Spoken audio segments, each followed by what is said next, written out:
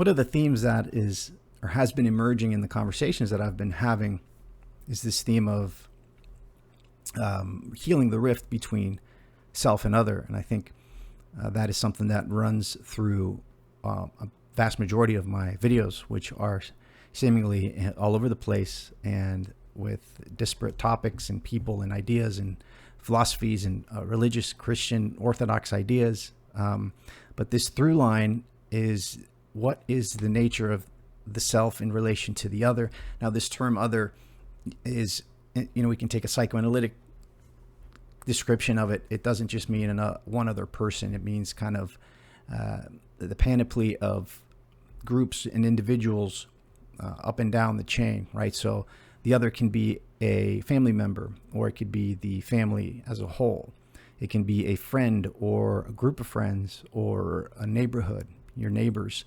It could be a church. It could be a workplace. It could be a community center.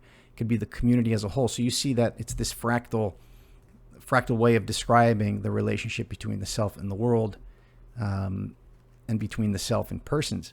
And the concept that kept popping up in my head is this one of Philotimo. Philotimo, it's a Greek word that's not so simple to translate into English. So what I wanted to do here, I have a little bit of time, is do a little bit of a Philotimo in chill stream. And I'm going to be pulling from St. Paisios of Mount Athos, his Spiritual Counsels, Volume 5 on the Passions and the Virtues. There are other 4 volumes I have as well, and the amount of times that the word Philotimo pops up is probably in the few hundreds.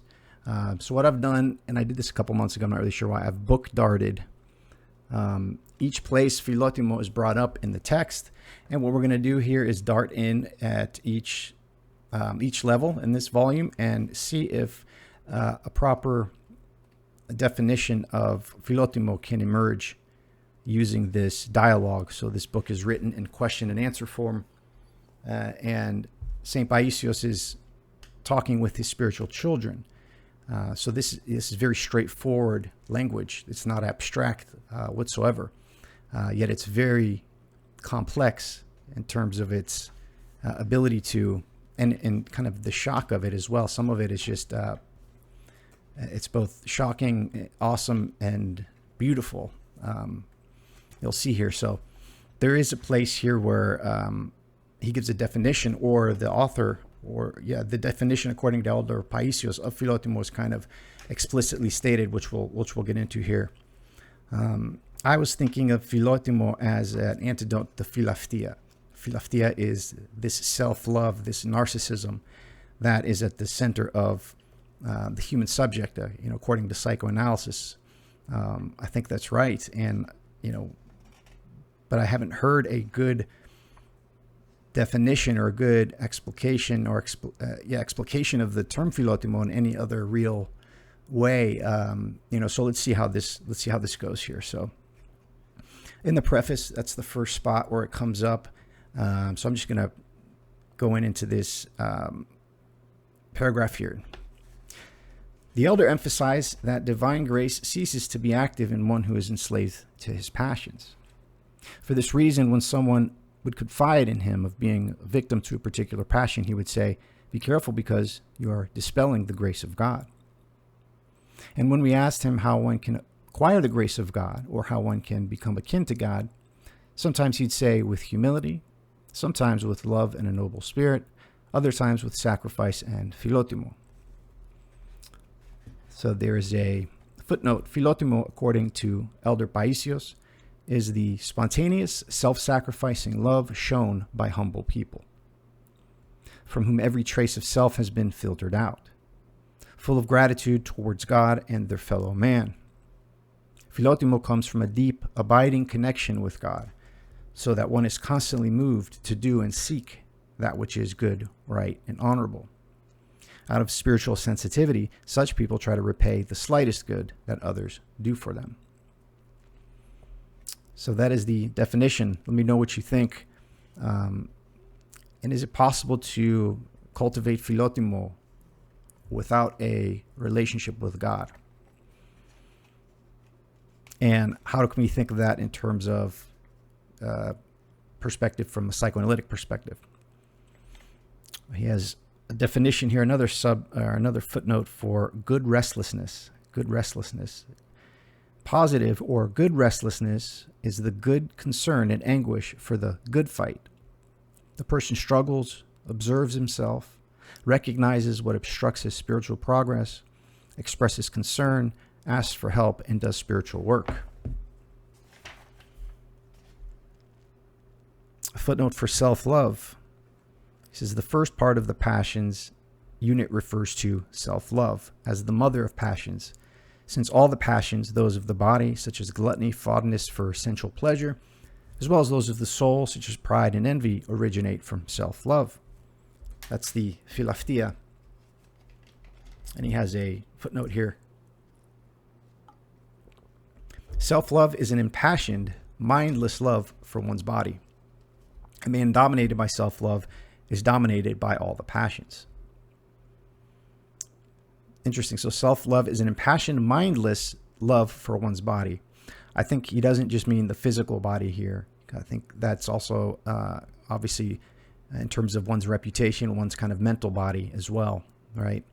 And self-love is a man dominated by self-love is dominated by all the passions.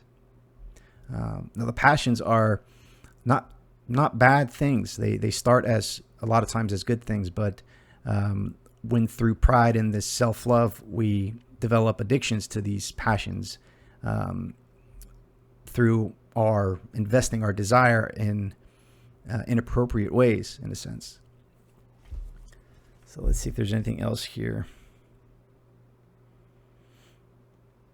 So he says the fourth part addresses of this book the passions of envy, anger, and sorrow, which also constitute a distortion of the powers of the soul and an abuse of the corresponding talents. We have distorted the power of desire in the soul. And he gives a footnote for desire. A power of desire in the soul, one of the three powers of the soul according to the fathers of the church. It means desiring endowed with desire. It should be detached from material things and long with eagerness for God. So according to St. Paisios, what do we do with our desire? We should detach it from material things and long with eagerness for God. Back to the text, he says, we have distorted the power of desire in the soul given to us by God in order to long for virtue, into jealousy and envy, while we turn the innate incentive power in the soul, which we would use to struggle with manliness and courage against evil, against our fellow man. And he has a footnote for incentive power. Incentive power is the second power of the soul, manifests itself as wrath or anger, more generally the force of provoking vehement, irascible feelings. It should be used to repel temptations of evil. I think we use it to repel temptations of good, unfortunately, in our society. All right, so let's go to the next section where Philotimo is bookmarked. Again, this is in question and answer format. The questioner says, Yeronda. Yeronda means elder, great elder. Some people think they don't have what it takes to develop a spiritual life. And so they say, you cannot receive from one who does not have. And if they also justify themselves by saying that they are burdened by inherited passions, that is even worse. Yeronda, what if someone is indeed burdened with such passions? Look, let me tell you, each person has hereditary qualities, both good and evil. One must struggle to be delivered from his weaknesses and cultivate what is good in him in order to become a true grace-filled image of God. The negative inherited traits are not a hindrance to spiritual progress. For when one is struggling even slightly, but with great Philotimo, then he's moving in the spiritual realm, in the miraculous, and all the unpleasant inherited traits are dispelled by the grace of God. So we see Philotimo again here on the qualities that emerged in this part of the dialogue. Philotimo, if he struggles with Philotimo, then he's moving in the spiritual realm, in the miraculous, and all the unpleasant inherited traits are dispelled by the grace of God. Next section. Is it better to die heroically than to be overcome by the passions? That's the question here. So, questioner, Yeronda, is gratitude toward God sufficient on its own in motivating us to struggle against the passions? Gratitude alone is not enough. It requires a good disposition, acknowledgement of our sinfulness, and a Philotimo-filled asceticism. So, in this section, we need a Philotimo-filled asceticism. Gratitude isn't enough. I'll read a little bit more in the sections here. All right, this section is self-love deprives us of peace and joy. Yeronda, why am I not always at peace? You have not been liberated from your own self. You are still enslaved to the old man within you. Tend to getting rid of yourself, because if you don't get rid of yourself, because if you don't get rid of yourself will get rid of you. Whoever maintains self-love cannot find consolation in peace of soul, because he is not inwardly free. He is like the tortoise, and his gait is like that of the tortoise. Does the tortoise freely take its head out of its shell? Most of the time, the tortoise remains closed up in its shell. Yet I think that I can catch my own self in theory, but in practice, it is the practical application that is difficult. That is where the old man within has to be pressured. But if we do not pressure the old man within with Philotimo, he will eventually blow up in our spiritual constitution.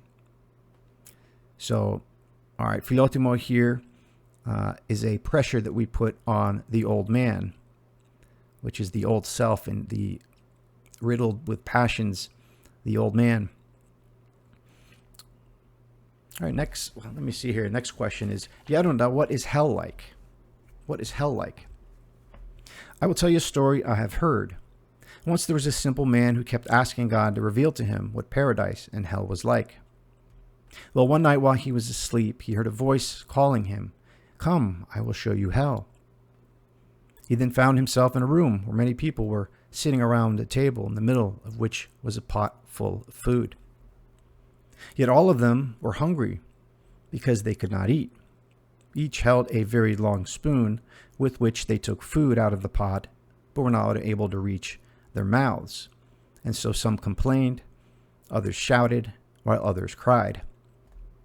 Then he heard the same voice telling him, "Come, I will now show you paradise as well."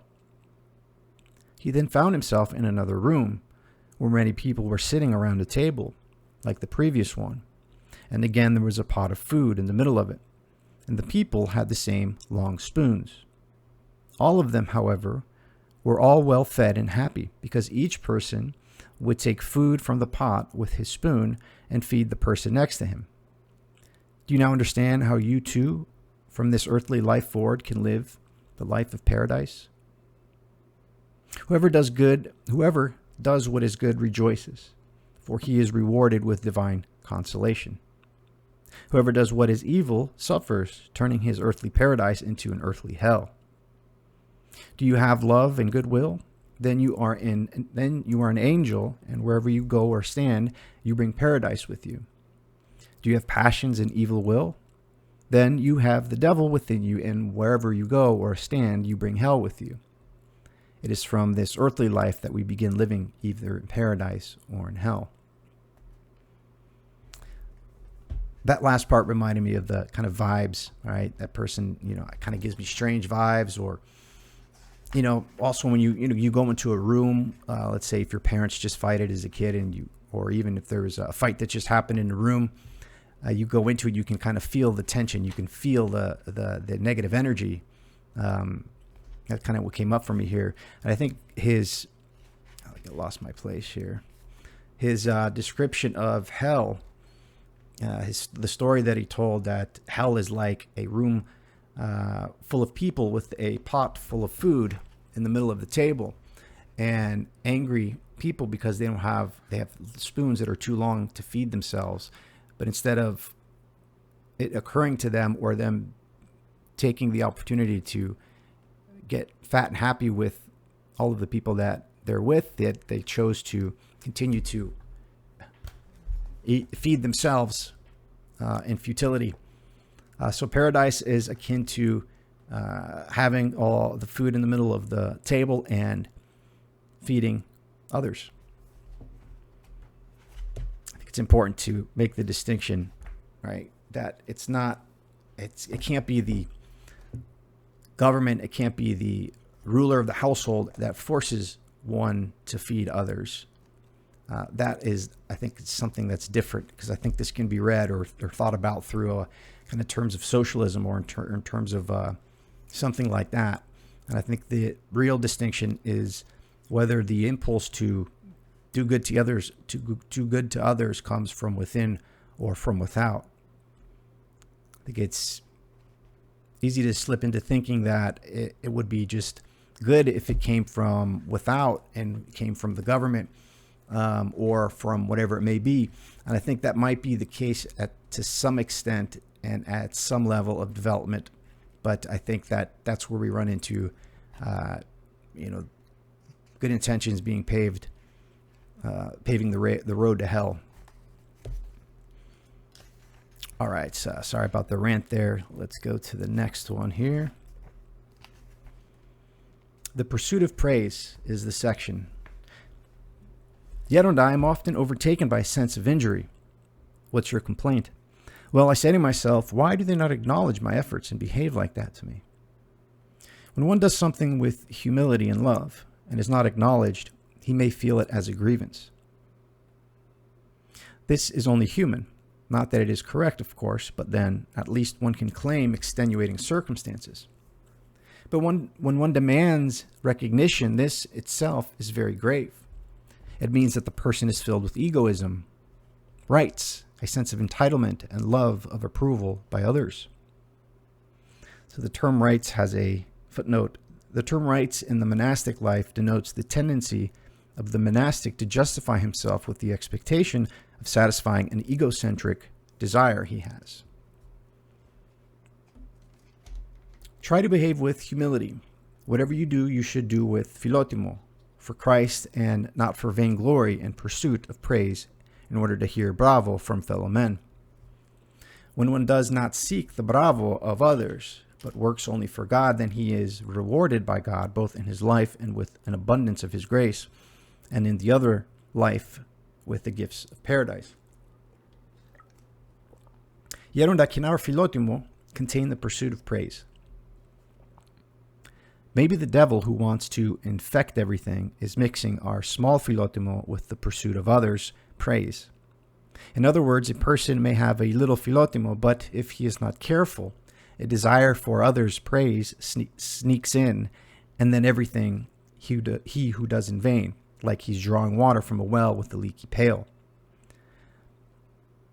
I think it's interesting that he brings up this desire of the other in this context, right? He says, in other words, a person may have little Philotimo, but if he is not careful, a desire for others' praise, right? So from a psychoanalytic perspective, desire is always the desire of the other, in a sense. So we desire what the others desire. And ultimately, our desire is to be desired by the other.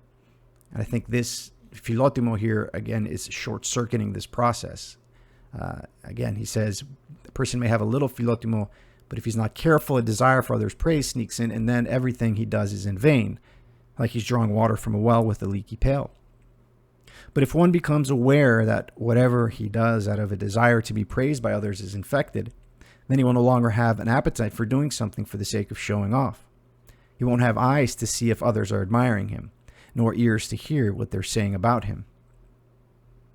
Yet I cannot determine if I am doing something out of pure Philotimo or out of a desire to hear the other's praise. The pure is always obvious. When one acts with pure Philotimo, he is aware of it internally. In other words, he has a sense of inner consolation and serenity, while the pursuit of praise brings about disquietude and agitation. Yet I think that I fall into temptations because my heart is not entirely devoted to God. Yes, you are being robbed by your desire to hear others praise about you. Try not to allow the desire to hear others sing your praises wedge itself into anything you do out of Philotimo. Not only will you then have a pure reward without owing any deposits to the devil, but you will also have a greater inner experience. greater inner peace. Examine the motivations for your actions, and as soon as you sense the desire to hear others' praise, you quash it at once. If you undertake this good fight, you will be detoxified of every worldly motivation that is centered on the ego. Then everything will be done well, and you will no longer have temptations, neither external ones from others, nor internal ones from yourself. Instead, you will enjoy an inner peace. All right, let's go to the next one here. Oh, this is interesting. The title is The Spiritual Splitting of the Atom. And then he has O in parentheses squared. I don't remember this section here. There you go. Let's see what this is about. Yeronda, how can I get rid of the exaggerated opinion I have of myself?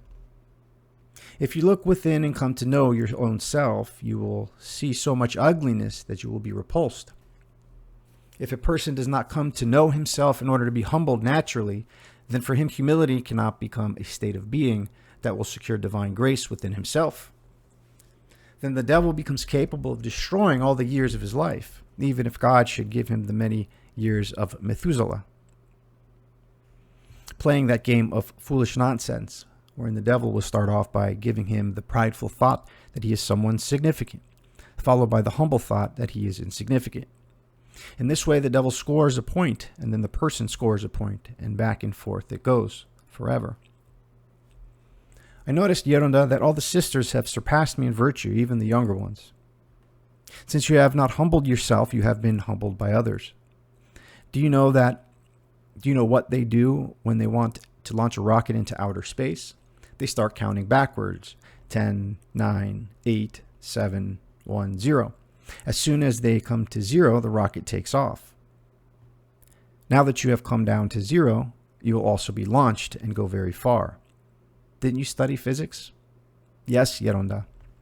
Well, now is the time to learn physics of metaphysics in order to learn how the spiritual splitting of your own atom, your own self, will take place.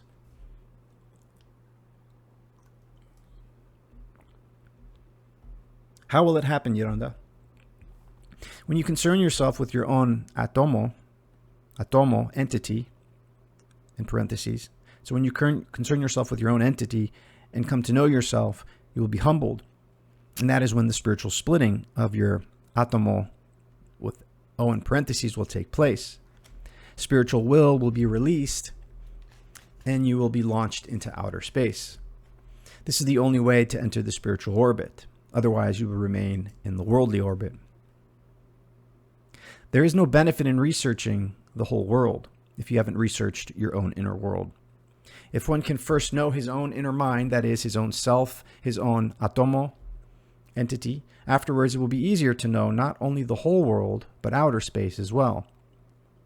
When one knows his own atomo, his entity, his own self, then the splitting of the atomo takes place automatically, allowing him to move in the spiritual orbit beyond the attraction of the Earth's gravity, beyond the attractions of this world. While living on Earth, one can live without being attracted by sin and generally by the desires of the world. Yeronda, when pride remains, does this mean that one has not come to the proper understanding of his own self? Yes, the splitting of his own atomo has not yet taken place. You understand? In other words, Yeronda, it will come back to humility. Exactly. The person who has pride has not yet come to know his true self. Pride is dispelled when one knows his own self. The true recognition of the self is everything. There can be no humility without this recognition. And when one humbly recognizes himself for who he really is, he is then also recognized by others. Yeronda, what happens if there is recognition but no humility? Then there is no good disposition, there is no Philotimo. All right. A couple more sections here.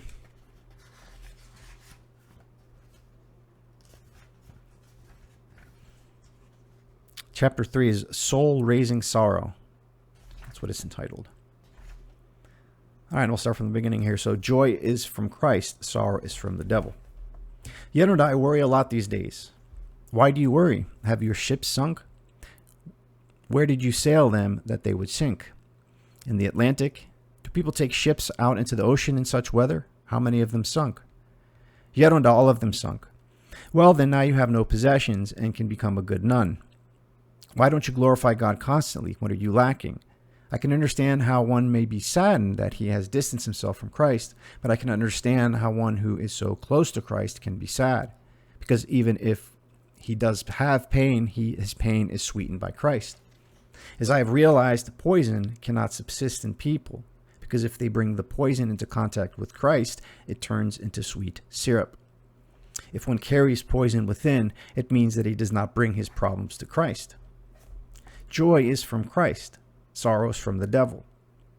Do you have any idea how it saddens me when I see a monk behaving like a grocer who has suffered a loss? It is, of course, quite different to have grief in God. That is joyful sorrow. It is then that one rejoices. The silence, the modesty one has are like honey dripping into his heart. When I see such a person, I am ready to kiss even his feet. Yet how does one understand if sorrow is truly of God? Let's assume that one commits a sin and grieves over it. If he is grieving out of pure Philotimo because he is fully aware of his fall and of the fact that he has grieved Christ, then he feels a sweet pain within himself, for God sprinkles a sweetness, divine consolation in his soul. This type of sorrow is from God.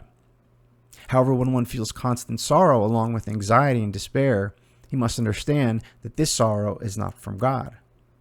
Godly sorrow is actually a spiritual joy that brings consolation to the soul, while sorrow, which is not godly, brings anxiety and dead ends. He has a footnote for godly sorrow. The sorrows prompted by God, however, is extremely salutary. As St. Paul says, quote, "Godly sorrow worketh repentance to salvation, not to be repented of. The sorrow of the world worketh death." Right, back to the text. You don't know what happens when a spiritual person worries because some heretic uses his name and brings harm to people. This kind of affliction is justified, and one should indeed worry over it, because many people are harmed. But even a case like this must be faced in a spiritual manner. If one positions himself humbly and says, "My God, I do not wish any harm to come to these people, enlighten them to understand the truth," he will be at peace.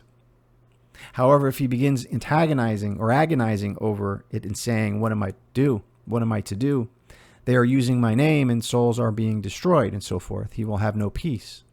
In any case, when one is not at fault and his conscience is at peace, then even when others harm him, he feels great consolation within himself.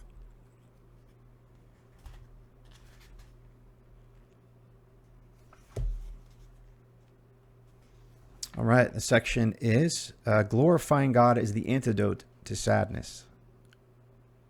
When I see remnants of a passion within myself, I worry. Say, "Glory to God, for most of the passions have been gone." If I were in your place, I would look at the obviously great blessings of God, and from the morning watch till night.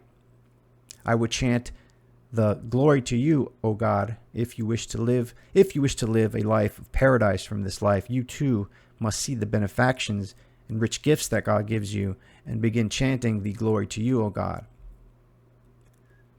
Praise God, for he has helped you and you have made a little progress, either because you struggled or because others helped you.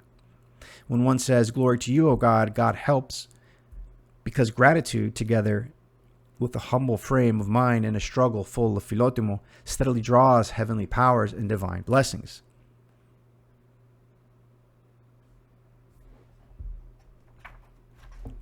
All right. So this is from, it's entitled "All Virtues Are Cultivated." I'm just going to move to the paragraph here. For one to make progress, he must acknowledge his passions and make an effort to sever them. He must also recognize the gifts God has given him and cultivate them. If he cultivates them humbly, he will quickly become spiritually enriched. When one works spiritually, he becomes good. When one is negligent, he becomes evil. I have seen souls whose field, although very fertile, was filled with briars and thistles because they had left it uncultivated. And I have seen other souls with their field filled with thistles and briars, who, because they uprooted these useless plants and cultivated the field, made it become very fertile. Of what benefit is it to us if God has given us a fertile field and we've allowed it to become dense undergrowth? If our field is suitable for cultivating sugarcane, but we are content with the reeds that sprout there and don't take care to uproot them in order to plant sugarcane, what can God do with us? Reeds are only good for making baskets. They do not produce sugar. God will ask each of us whether we have doubled the talent he had given to us. If one has received 5 talents, he must make them 10. Making them 9 will not receive a grade of excellence. This is why, as much as one can, he must struggle humbly and with discernment in order to achieve excellence, because God will ask if the 1 talent became 2, the 2 became 4, the 5 became 10. It follows that God will give us a grade of excellence if we double all of our talents. And if one turns his 1 talent into 10, not out of egoism, but out of Philotimo, then this moves not only God, but even those who have a heart of stone. Next section. We should polish our virtue. Yerunda, is it possible that I might not be aware of my actual spiritual state, and I imagine that I have virtue? It's possible, but if you pay attention, you will see that you do not have an inner sweetness, in which case you understand where you stand spiritually. Once in a while, we think that we are endowed with a certain virtue just because we recognize some of its external traits and have adopted them in order to seem virtuous. But this is not real virtue and cannot last. It will be filtered at some point, and then reality will emerge. For instance, it is one thing when one struggles not to speak in order to avoid hurting others, and thus gradually acquires the virtue of silence. And it's quite another thing when one does not speak in order to appear as though he has virtue of silence. In the latter case, he may be silent, but his thoughts will be constantly jabbering away, and he will be full of an array of passions. One's external behavior may make him seem like a perfect saint, but when his inner state is revealed, he will seem, Yerunda, I am disappointed by the reality of my own self. Even the good traits I thought I had proven to be defective. Which good traits? Well, the Philotimo that I thought I had has proven to be egoism. It's not like that, my blessed child. A rock formation has many metals within it. It may have a lot of sand, but it also has copper and iron and a little gold. If the entire mix is put in the furnace, the gold will be separated. As gold in the furnace hath he tried them, we are told in Scripture. All right, next, we'll go a couple more here. Chapter 2 is working towards humility. I bookmarked it here, so. Yerunda, how is humility cultivated? Humility is cultivated through Philotimo, and it is also cultivated with the manure of our failures. It all depends. A person with Philotimo attributes all of his good traits to God. He acknowledges the many benefactions of God, realizes that he has not responded appropriately, is humbled, and constantly praises God. The more he is humbled and praises God, the more he is showered with divine grace. This is voluntary humility. Involuntary humility, on the other hand, is the type of humility brought about by long-term falls into sin. Actually, that is all the time I have. So let me know what you think. And until next time.